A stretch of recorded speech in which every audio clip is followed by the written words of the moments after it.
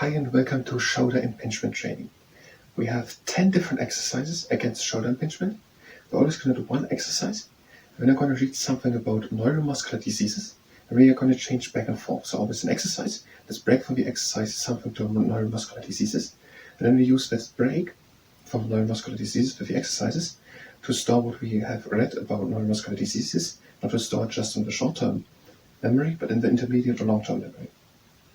And two things are also important. Participating in the exercises is at your own risk, and neuromuscular disease is a disease, and so I'm going to talk a lot about diseases and symptoms of disease. So let's start with the first exercise, just a warm-up exercise. We're just doing shoulder circuits. So we're going back and up and in front and down, and we're going to do it a couple of times. So we're going back, up and front and down, and now we're changing in front, up, back and down. And we're going to move directly on the second exercise, again shoulder circuits, a bit more energetic. So long arms, hands to fist, and now we're going back as far as we can go back.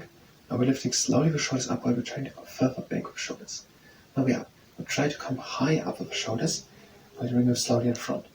Now try to bring the shoulders more in front while you bring them slowly down, completely down. Now try to bring the shoulders further down while you bring them back. Now try to bring them up while you try to bring them higher back. Further back, try to bring them higher while we're down in front, and now backwards. Try to come higher up while you move the shoulders backwards. And now try to bring the shoulders further backwards while you bring them down.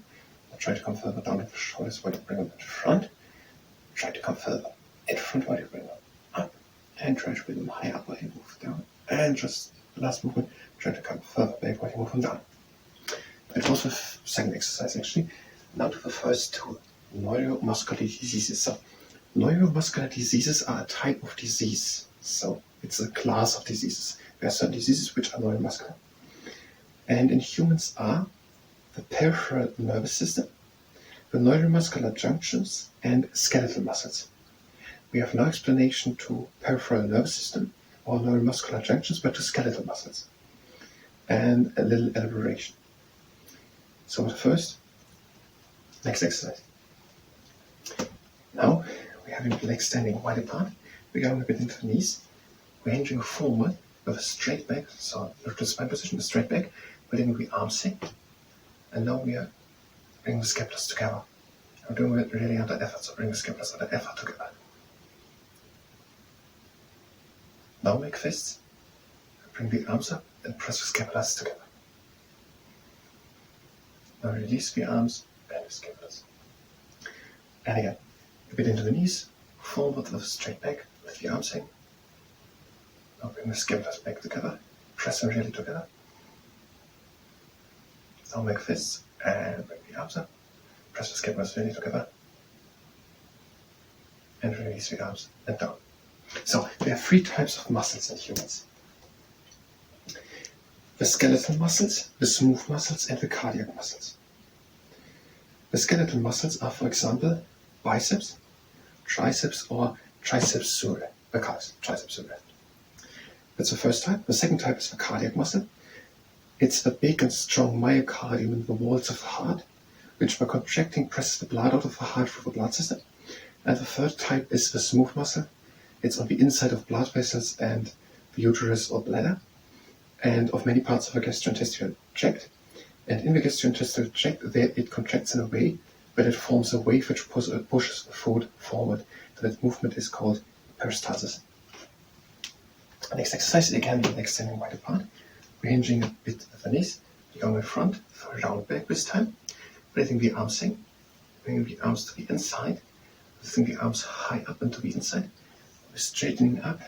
And we bring the scapulars down to the inside. Trying to come higher up with the arms, to the inside with the arms. Scapulars down and to the inside, a bit all under pressure. The arms up and to the inside, scapulars down and to the inside. And release. And another time.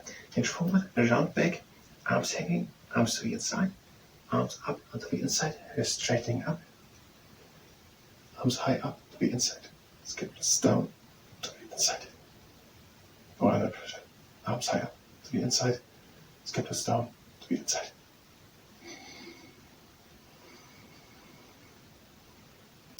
and releasing. So 3 types of muscles in humans. Skeletal muscles, for example, biceps, triceps, or triceps surae. Then the cardiac muscle, it's in the wall of the heart. The wall of the heart has 3, prior to all the pericardium, then in the middle of the myocardium, that's the cardiac muscle, and at the end the endocardium, and the myocardium in the middle, that's a big muscle contracting and pressing the blood out of the heart into the blood system. And then it's our now the smooth muscles. The smooth muscles, they are in the walls of the blood vessels and in the gastrointestinal tract. And in the gastrointestinal tract, they are contracting in a way where they are pushing the food forward. And that movement is peristalsis movement called. So, neuromuscular diseases are the type of diseases classificated which affect in humans either the peripheral nervous system, the neuromuscular junctions, or the skeletal muscles. So all diseases which are affecting these 3 types, not the 3 types of the muscles, but these 3 types, peripheral nervous system, neuromuscular junctions, or skeletal muscles, are called neuromuscular diseases. Neuromuscular diseases can lead to muscle atrophy. Muscle atrophy is the loss of muscle mass, weakness and sensation loss, I guess. No, not just sensation, I don't know it. No further explanation. So it can cause muscle atrophy and weakness, neuromuscular diseases. The next exercise. We're having long arms and we're lifting the arms up and we're actively thinking about bringing the scapulars opening up. If it hurts this exercise, then don't do it, or all the other exercises also if it hurt. So bring the arms up and think actively about opening the scapulars up to the sky. And concentrate on the scapular movement. Bring the arms up and concentrate on moving the scapulars perfectly up. And last time, think just about the scapulars. They should going back and down and opening up. And now a similar exercise, arms to the outside, and just think about the scapulars. They should go around the rib cage in front and move with the arms, and that we deliver a perfect socket for the arms. So they're going down the front, around the rib cage, and now we're moving back and closing and pressing even a little bit together, if you like that. And again, the front. Think of the scapulars, with the scapulars moving perfectly over the rib cage. Learn to get control from the scapulars, and that we're going in the front, and now back, and that is the last time. So, neuromuscular diseases can lead to muscle atrophy. Muscle atrophy is the mass of muscles. It's the loss of mass of muscles. Neuromuscular diseases are diseases which are affecting the peripheral nervous system, the neuromuscular junctions, or skeletal muscles. 650 genes have been found which cause neuromuscular diseases. Other causes beside of these 650 genes which are found which can cause neuromuscular diseases are degeneration, autoimmunity. Autoimmunity are diseases where the immune system attacks its own healthy parts of our own body. Toxins, medications, malnutrition, metabolic derangements, hormone imbalances, infections, nerve entrapments, ischemia. Ischemia is when too less blood and where too less oxygen is delivered to a part of the body, and it can get blue. But it's called cyanosis if it gets blue. And physical trauma can all cause neuromuscular diseases. The symptoms can be in a moment. Now, the next exercise, we are bringing the arms up. Just bring them up, and now shoulder side up. And release it all again. Maybe the shoulders are staying a bit more open. Because the problem of shoulder impingement is that the shoulder is too high in front, that they can't get in front. So we're bringing just the arms up, and then scapulars high up, and all again down, maybe scapulars a bit better than before. And up again, and high up, and down again, and I'm going to do it last time. The arms up, and lift, shoulders up, and all again down. Have a next exercise. Bring make fists with the hands, and turn the hands to the inside, so to the internal rotation, and now bring the scapulars back together, and open the chest a bit to the sky, and now with pressure, bring the arms turn the arms further to the inside, and the scapulars down and open a little bit up. Now change the position of the arms so the shoulders stay. So the arms, external rotation, turn the arms to the outside, scapulars together, back together, and open a bit to the sky, under pressure. Arms to the outside, scapulars together, and changing. Arms to the inside, and scapulars still to the inside, and open a bit up. Under pressure, the arms to the inside. And now arms all are to the outside, scapulars together, and oblique over the chest. Arms to the outside, scapulars together. And release it out. And a similar exercise. The arms both out to the outside, a little bit in front. Now turn the arms to the inside and bring the scapulars down and to the inside. With all under pressure. So the arms turn in the front, scapulars down to the inside. Arms in front, down with the scapulars and together. And change. The arms back, and now scapulars up. And in front, up and in front. The arms back, turn the arms back, scapulars up and in front. And change. The arms in front, scapulars down to the inside. Arms to the inside, scapulars down to the inside. Change. Arms back, scapulars up and in front. Arms back, scapulars up and in front. And re-release. And now to the symptoms of neuromuscular diseases affecting the peripheral nervous system, neuromuscular junctions and skeletal muscles. Symptoms: numbness, paresthesia, muscle atrophy was the loss of muscle mass, myalgia is pain of the muscles, fasciculations are spontaneous involuntary contractions of the muscles, so they twitch. Myotonia is after the contraction, relaxation too slowly. So normally the muscle flexes, contraction, and it just releases. It relaxes immediately, almost immediately. And by myotonia, it takes too much time. That are the symptoms of neuromuscular diseases. And we have two more exercises, I think. We are bringing the arms together. Now we're going down and again up. And we are concentrating on the scapulars. We are moving in a fine way. And up, down, inside, and just concentrate on the scapulars. We're going back and open now.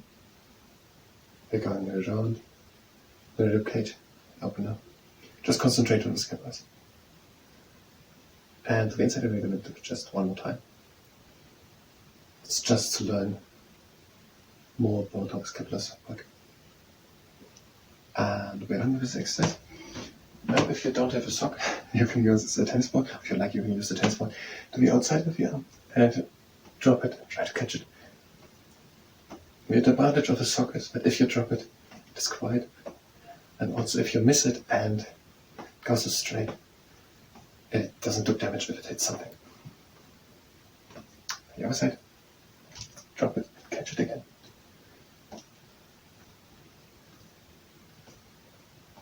Try to have a straight arm. And we are done with the right of all exercises. Now a little switching exercise. The arm in front and switch to the inside. The shoulder stays back, so right shoulder back and switch down the arm. And on the other side. The arm in front, the shoulder stays back and switch the arm in front. And we're done with the shoulder impingement training. So, neuromuscular diseases affecting either the peripheral nervous system, the neuromuscular junctions, or the skeletal muscles. And this can lead to muscle atrophy. Muscle atrophy is as the muscles lose mass. 650 genes are found which can cause this. Other causes are degeneration, autoimmunity, toxins, medications, malnutrition, metabolic derangement, hormone imbalances, infections, nerve entrapments, ischemia, and physical trauma. The symptoms are numbness, paresthesia, muscle atrophy, myalgia, fasciculations, myotonia. Few things fast. Myotonia is if after contraction the relaxation is too slowly, myotonia. Fasciculation is the spontaneous involuntary contraction of muscles, so twitching. Fasciculation, twitching. Muscle atrophy, muscle loss. Ischemia, too little blood comes to a body part. Autoimmunity, the immune system attacks its own healthy parts of the human body. And smooth muscles are, for example, in the gastrointestinal tract and are doing the peristalsis movement, pushing food forward. The cardiac muscle is in the heart, the myocardium, pressing, and the skeletal muscles are biceps, triceps, and so on. I thank you very much, and until next time.